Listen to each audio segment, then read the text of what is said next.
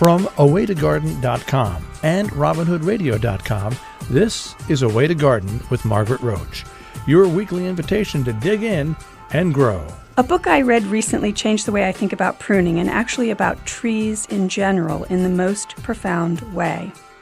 My guest today is William Bryant Logan, author of Sproutlands, Tending the Endless Gift of Trees. And we'll meet him in a moment, but first these messages. Underwriting support from Timber Press, your go-to resource for books in gardening and nature. Whether you're a new gardener, a professional at the top of your field, or a reader interested in the wonders of the natural world, their books are there to help you grow. TimberPress.com. Underwriting support from High Mowing Organic Seeds, the first independently owned farm-based seed company proudly serving organic gardeners and farmers with 100% organic and non-GMO vegetable, herb, and flower seeds. HighMowingSeeds.com/awaytogarden. William Bryant Logan is an arborist based in New York City, a member of the faculty at New York Botanical Garden, and the award-winning author of 4 books.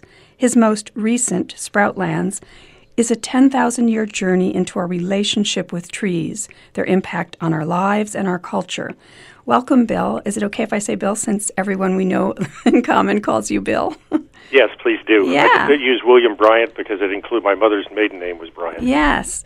In the new book, you celebrate what seems to be often lost knowledge, sort of this fundamental understanding of trees that many people today don't seem to have, and you tell their history and our history together. As an arborist, your relationship with trees spans many of your years, but our human relationship goes back how far? Well, as far as we know, to the Mesolithic, so 8 to 10,000 years. It may go beyond that, but we don't have any record of it. Yeah. And so when I say relationship, I'm not thinking as a gardener like, oh, I planted a Kousa dogwood in my front yard yesterday. Not that type of relationship, but a relationship really like sort of survival or interconnection. And I wondered if you could give us some examples of some of the things that we and trees have kind of done together over the millennia. Sure. I mean, that was what was interesting to me was, I began the book because I was hired to pollard, to do a technique called pollarding, where you stub back branches at 6 foot high for an ornamental project at the Metropolitan Museum of Art. So I figured I had to find out how to do it properly. And it was very difficult to find out. And as I went around asking people, I learned more and more about the antiquity of this kind of pruning and also the kind of pruning called coppice that would cut trees all the way to the ground and allow them to grow back. And I found that it stretched way back in time and was extremely important to cultures around the world. You look at a place like Western Norway. There was no way they could have farmed and survived in Western Norway without being able to cut their ash and lime and other trees and allow them to sprout back, and then every 5 years or so cut them again. And in doing this, they made hay. They had both leaf hay and grass hay for their animals, and without that, they wouldn't have been able to raise the flocks they raised and stay alive there. So it was important to them simply for making food stuff. And right. All over, I went into Spain and found that there they had used the pollarded both beech and oak and other trees. They would cut them at 6 feet height, so when they were cut and sprouted again, the animals weren't able to get their mouths up to the sprouts and just destroy them. And they would do that in order to make certainly firewood, but also wood for building. Also wood, some of the wood was things like chestnut that you can put in the ground and will not decay.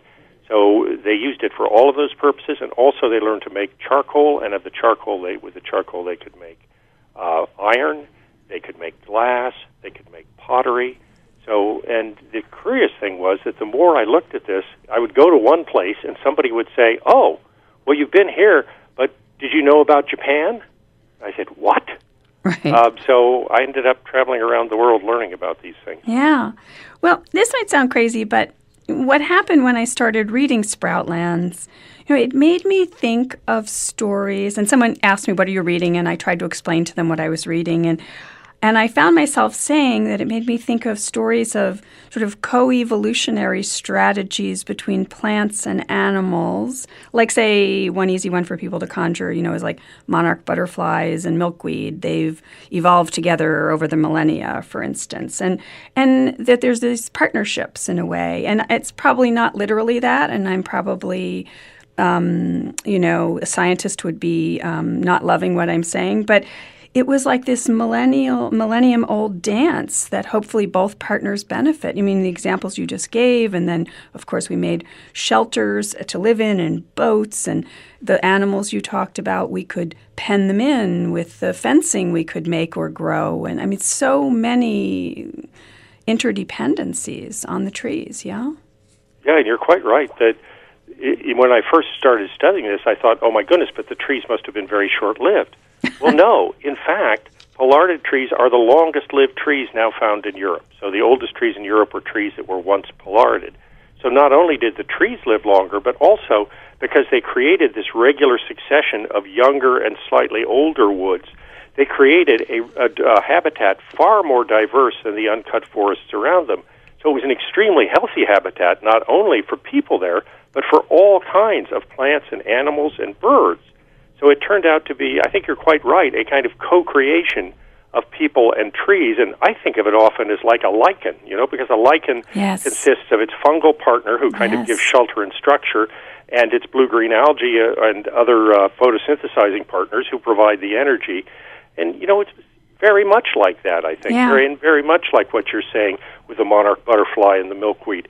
It was an interaction together that kind of created, and I often think that if someone were way in outer space and they were to us as we are to lichens, they might have looked on these forests and recognized them all around the world as a particular thing and given them a name.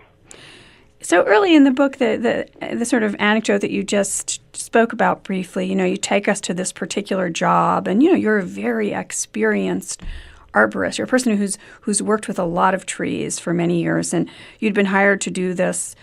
I've always said pollard, but pollarding, 40 young London plane trees outside the Metropolitan Museum, part of this dramatic new landscape. And you, in the anecdote in the book, you step back and you let us in on the fact that even though you and your colleagues smile at each other when you're done, you're like, oh my goodness, what if we killed them, right?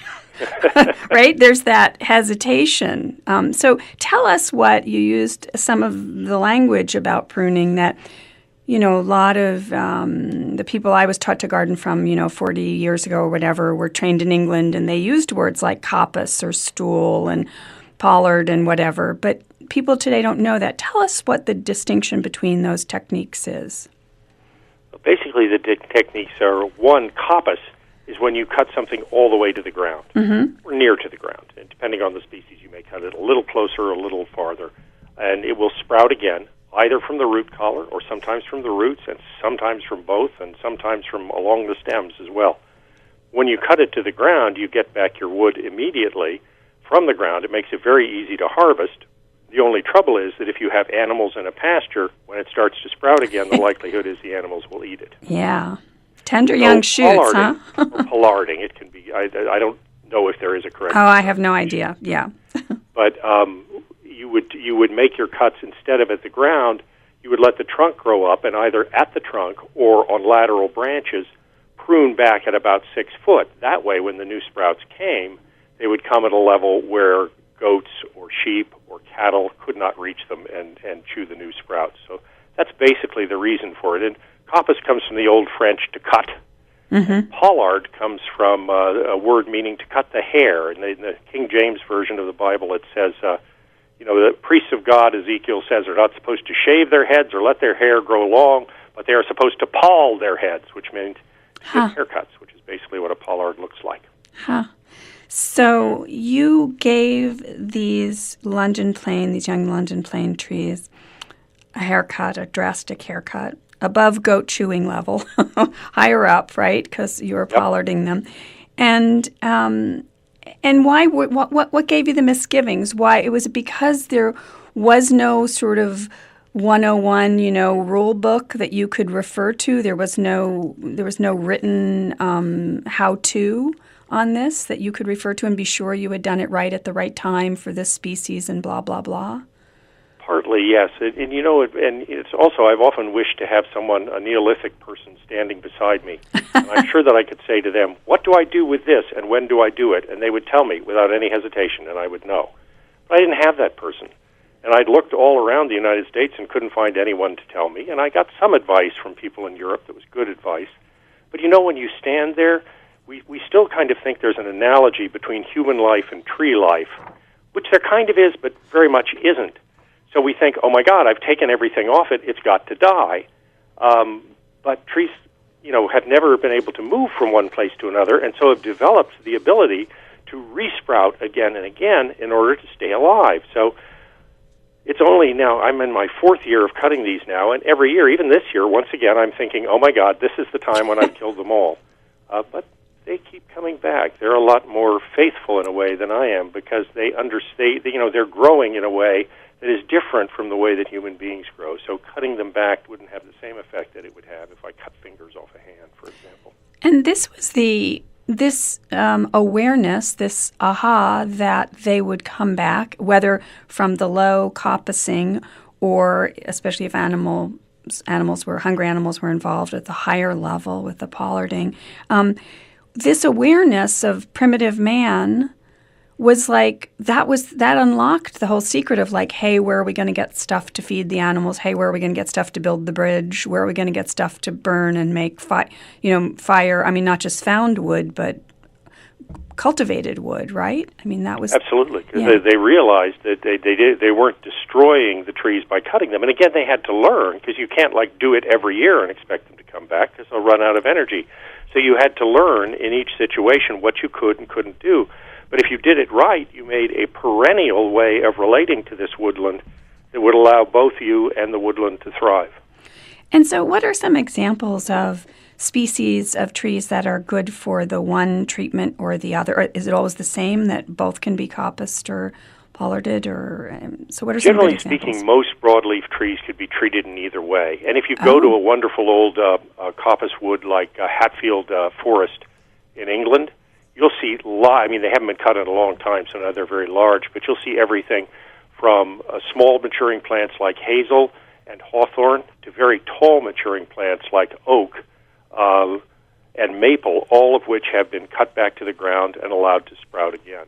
So many species can do it. Hazel was a very, very important coppice plant, all the way from the Mesolithic forward. It's a multi-stem plant to start with, and when you cut it, you get back like 6 for 1, so you can make these basically understory forests of hazel, which give you wood for many purposes, including even young hazel. They would use as a binder. They would use it to tie things together. But also, of course, it gave you fruit. So by multiplying it, you were multiplying your access to wood, but also your access to a fruit that, particularly in the Mesolithic, Europeans ate as a staple food. So going back sort of evolution, so the evolution of these trees, I was fascinated in Sproutlands in the book. In one section or another, you talked about sort of how the trees themselves evolved, for instance, to survive damage or to survive pests or disease, or just the presence of other trees in a mixed forest, like how to outcompete or live together happily, and sort of how they kind of learned to have distinct physical strategies, shapes of the tree, leaf types, this ability to resprout, and I think the great innovation, as you call it, dormant buds. Can you tell us a little bit about these sort of magical, this genius that trees have developed with some examples? Sure. Let me think. I mean, I was always fascinated by the great tropical botanist Francis Allais, who he and several other great botanists studied the different kinds of forms that trees can take. Yeah. There are probably 3 or 4 trillion trees in the world, and we're now told we should plant another trillion, which is a good thing.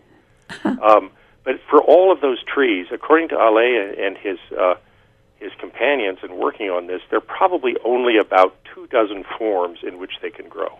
Oh.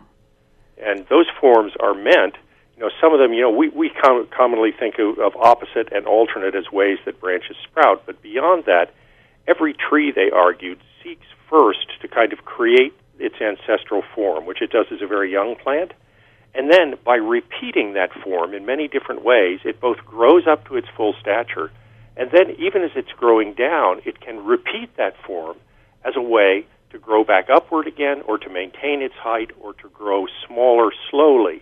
So a tree can live very, very much longer than we can, and in theory is functionally immortal, because it can always resprout these new babies.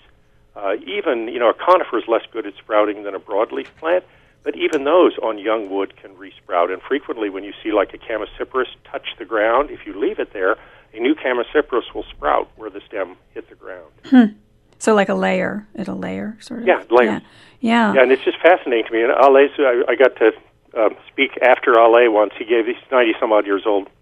He gave this wonderful talk, which amounted basically to saying, okay, human beings, 78 organs, they never work very well. We die very young. Trees, 3 organs, roots, stems, and leaves. They live a long time. They grow very tall.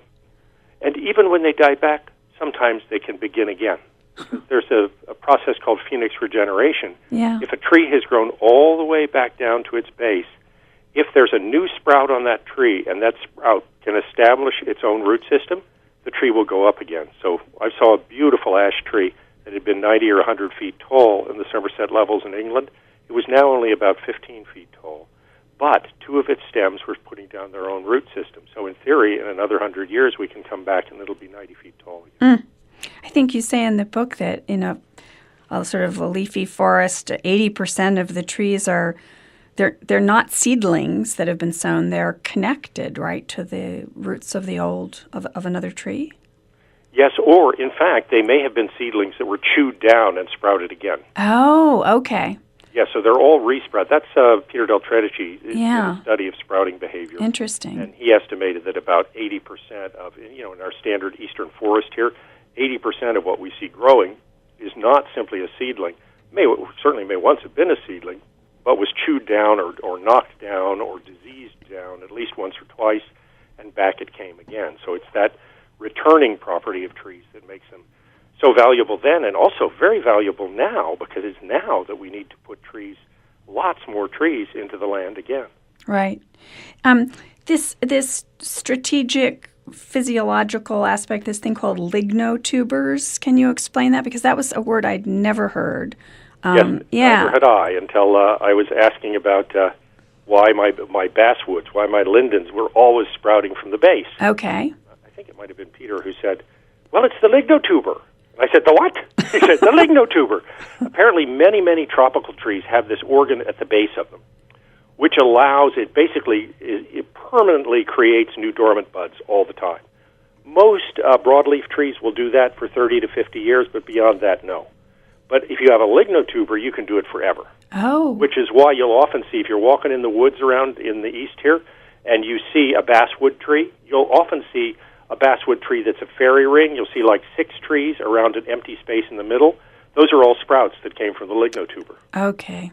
And likewise, redwood has a lignotuber. So, hundreds-year-old redwood trees that are huge can sprout all around the edge and make these fairy rings, some of which, when you come to see them, are trees, contain 5 or 6 trees that are 100, 150 feet tall, all coming from that organ. So at New York Botanical Garden, you have you teach pruning to the professional gardening students, or? Yes, I'll teach to anybody who'll listen. Professional gardening students and also the adult ed. Adult ed as well. So I think in the book you mentioned that you have sort of a mantra that you tell your pruning class students at the start of the curriculum. Can you share that with us? Oh yes. So there's only 3 things that a tree can do when a stem is damaged. It can sprout from dormant buds. It can create new buds and stems from scratch out of the cambium, or it can adapt the existing branches to take over the role of the branches that have been damaged or destroyed. Those are the only 3 things. And I think in the book you maybe sort of a little sarcastically, darkly, humorously said, of course you forgot to mention it could also die. Yes, I did, because when I was sitting there looking at the newly pollarded London planes and I was afraid I'd killed them all, I said, that's what I tell my students every year, but there's a 4th possibility. They can die. Yeah. Yeah. That's what I was afraid had happened. Although toward the end of the book, you quote someone named Neville Fay, I think. You say it's reassuring to think when you're pruning trees severely, as we were just talking about, that he says, it's a he, yes, Neville Fay? Yes. He says trees have a tendency toward immortality, which you were mentioning before as well. So that is a reassuring thought, certainly. Yeah, I absolutely love that. And that's Neville is a great arborist and tree person in England. And he's absolutely right. I mean, there is a clonal shrub in Tasmania that is at least 42,000 years old. Oh, my goodness. And there are a number of plants. There are great claims for the age of the clone of aspen in southern Utah that's called Pando. There are some who think it may be as old as 1 million years old. I don't think anyone's been able to reliably tell that. But you can see, if you were a clonal grower, that is, you sprout up again and again from the same rootstock, in theory, there's no reason you should ever stop. There were so many little discoveries in the book besides the big story. There were also, and speaking of language, like we talked about some language of trees and about pruning particularly that aren't so familiar anymore, but there are expressions like the expression handle it, you mentioned in the book. That's an everyday expression. Oh, you can handle it. That has to do with trees also, and yet we don't even know that it has to do with trees. Can you explain that? Yeah, it has to do with trees in two ways. It has to do with making an axe. You could buy, up until the end of the Second World War, when you went out to buy an axe, you bought the axe head. Right. And then you had to put a handle on it. And I think in the interwar period, you could buy the handles and then just fit them. But many people before that time would simply make the handle and then fit it to the axe. So can you handle it literally meant, can you make a handle that will create an axe that you can use? And then you can use that axe for cutting more wood. And I just loved finding that out. Huh. And it was interesting that when we were doing this, I was doing this with my son. I had got a beautiful new axe, a handmade axe from a maker named Juaregui in northern Spain. And I was sharpening it for the first time. And we went out, and I have an old farmhouse upstate. We went out into this table, and we wanted to set it in a place so we could easily hold it in place and sharpen it. And there was this thing I'd never understood there that looked like a vise but didn't quite work like one. We tried to put it in that, and it fell over right onto a little knob sticking out of the table. And we realized that entire device had been made with the purpose of sharpening axes because the handle rested right on it, and the axe head was waiting right there for us to sharpen it. So there's a lot of knowledge of that kind that has been lost. If you look all the way back to Indo-European, they theorize now that the word for tree and the word for to cut, varna, were the same word. Yes. So tree and to cut seem to have been associated way, way, way back into Proto-Indo-European language. We have certainly a profound and long relationship with the trees, and that's, again, what it just gave me chills. Sproutlands is the new book, Sproutlands, Tending the Endless Gift of Trees by William Bryant Logan. I just loved it. I've given it as a gift already to a number of people, I will tell you, and we're all chattering about it. So thank you so much. This is a massive work you've created. Thank you so much. Yeah. I really enjoyed doing it. It's wonderful to hear that people are reading it because I think it's time for us to remember this and kind of try. We may not cut trees the same way again, but we have to return to this kind of way of grateful exchange with the world around us. And intimacy. Examples of it. Yeah, and intimacy again, yes. Well, thank you so much, Bill, for making the time today to speak. Thank you very much, Margaret. Bye-bye. Underwriting support from High Mowing Organic Seeds, the first independently owned farm-based seed company proudly serving organic gardeners and farmers with 100% organic and non-GMO vegetable, herb, and flower seeds. HighMowingSeeds.com/awaytogarden. Underwriting support from Timber Press, your go-to resource for books in gardening and nature. Whether you're a new gardener, a professional at the top of your field, or a reader interested in the wonders of the natural world, their books are there to help you grow. TimberPress.com. Don't miss an episode. You can subscribe free to the podcast version on Stitcher or Spotify or iTunes. And you can find me anytime at awaytogarden.com or on Facebook and Instagram as @awaytogarden. And happy gardening and pruning meantime. Away to Garden with Margaret Roach is a joint production of awaytogarden.com and the smallest NPR station in the nation, Robin Hood Radio.